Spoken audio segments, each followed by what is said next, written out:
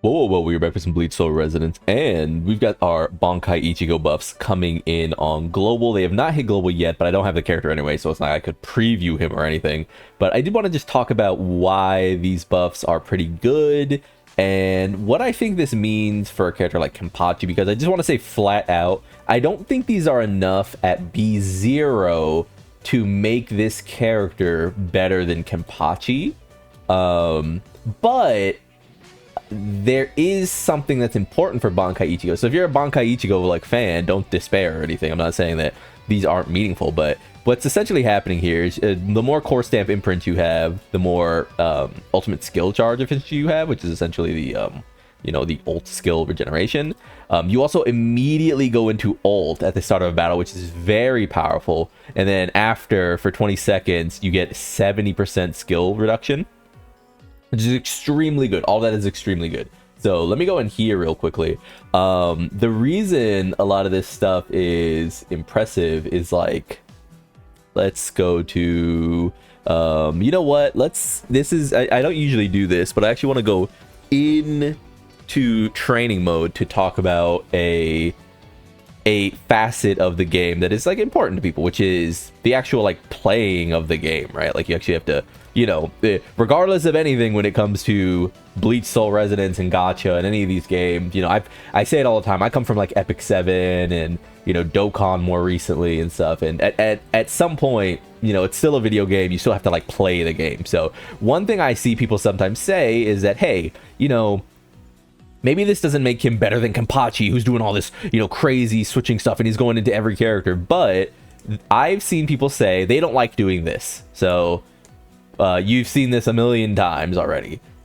Swap, go, Aizen, go, rotation, back in, get his 2 stacks up, switch, go, Aizen, back in, get his stacks up, maybe sneak in 1, get spiritual break, etc, right? Etc. You get the idea. I've seen a lot of people say they don't like this facet of Kenpachi. Actually, let me stay in here.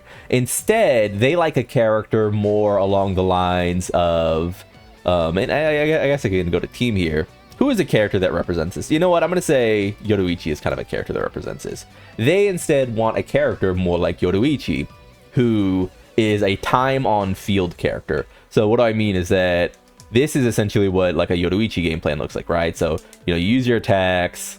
Hopefully Soi Fon is very time off field, but you use your stuff and then you go into Yoruichi and suddenly, you're getting this extension. You want to dash, get the extra boost, go into ult, get a double proc here. So 1, 2, 3.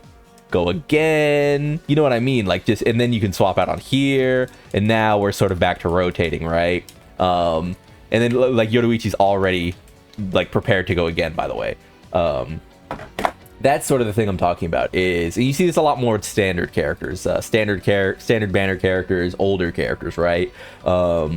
Bankai Ichigo feels more like that. Another character who feels more like that, though he does have a really good swap out, is Toshido.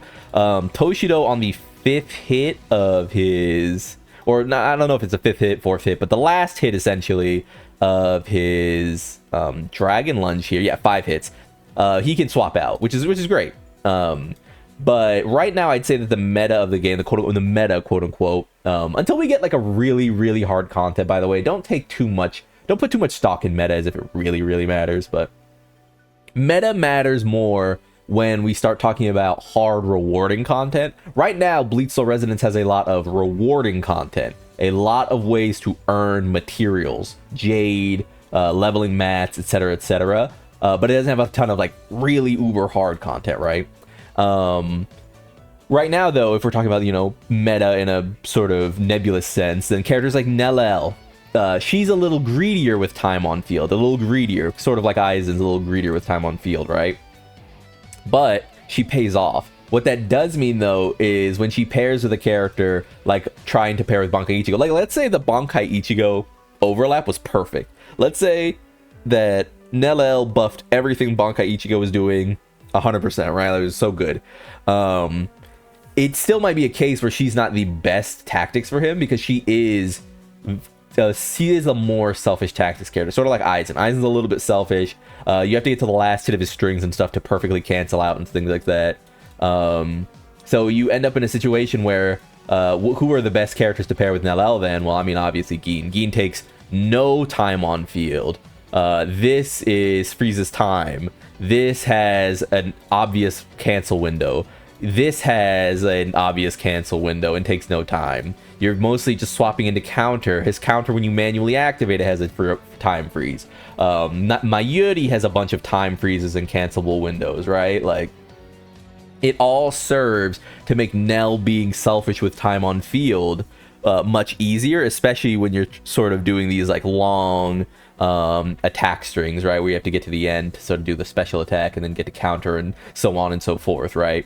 That's just sort of going to be the issue. That said, that doesn't mean that's like not valuable. Sometimes you do want to be buffing a character that you then just have on field for gameplay reasons, right? So if your peak of the game is buffing up Bankai Ichigo, and then like say, you know, you're this person with like the Ichigo here, and you just want to go ham with him. You just want to blast with Bankai Ichigo, and have everyone else be sort of a side character to him. So, you know, that comes into the point where like, okay, maybe you're not running like selfish like Nellel or selfish like Aizen. Maybe you're running Urahara, Mayuri. These characters don't take any time on field. Now suddenly you get the buff from this new like suite of buffs. Now suddenly you have ult immediately. Guess who else has ult immediately? Mayuri. Guess who else ults immediately, essentially? Urahara. Now Ichigo's just going boom, boom, boom, boom, boom. You know what I mean? So that is a thing I wanted to talk about. Less so like, oh, it's just like, you know, these are the buffs and how am I going to stretch the video out to talk about the buffs, right? Because I don't want to, you know, sort of keep people here. I just want to talk about like a gameplay, I don't know, a thing that sort of is interesting about the gameplay perspective. That's one of the problems I do have with Byakuya to some degree, is that I feel like Byakuya, it's not that he's like, he's not screen dependent, but there are some sequences where I feel like Byakuya takes a bit of time to get what he wants out. That was a problem I had with Nemu as well. If Nemu just had a buff to her that said all animations are 20% faster, I think this character would be much less cumbersome to use, for example. But yeah, I could imagine all Ichigos essentially having this sort of thing about them going forward. That said, let's get into a little bit of recap on the account. 9,700. So I should easily be at 10,000 by the time this weekends. Going into like getting weeklies and stuff, because weeklies are usually a few hundred jade. We haven't really gotten any tickets, I've noticed. I have been building up I've been building up my tickets, because on the tower I'm top 67 now. 67. What am I doing with my life? What is happening? What's gonna happen to me, man? Are they gonna fire a missile from like space to kill me? Yeah, you can see I actually made it through the Ulquiorra fight. I didn't change anything. Can I actually see the fight? I did. Yeah, I still use this team. This team was more than enough to get it done. Aizen is just a monster. They buff this character to the moon. He really does